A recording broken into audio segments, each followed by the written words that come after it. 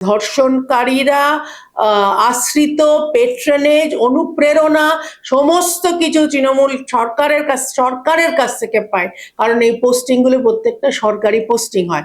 আজকে মনোজিৎ মিশ্রর কথা বললাম, কসবা ল কলেজে, তার একটা ট্র্যাক রেকর্ড, তার তো বোধহয় ছবার না কবার পুলিশ কেস আছে, তারপরেও তাকে জোর করে কেন রাখা হলো? তার তো যে গভর্নিং বডি সেও তো তৃণমূলই চালিত।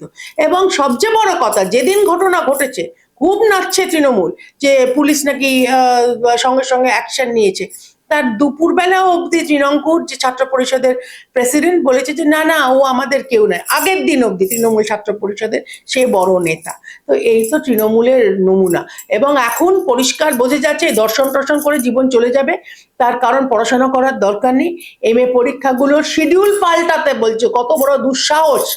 তৃণমূল ছাত্র পরিষদ ক্যালকাটা ইউনিভার্সিটিকে বলছে তোমরা শিডিউল পাল্টা, কারণ তারা মিছিল করতে যাবে। তো এই তো রাজ্যের নমুনা।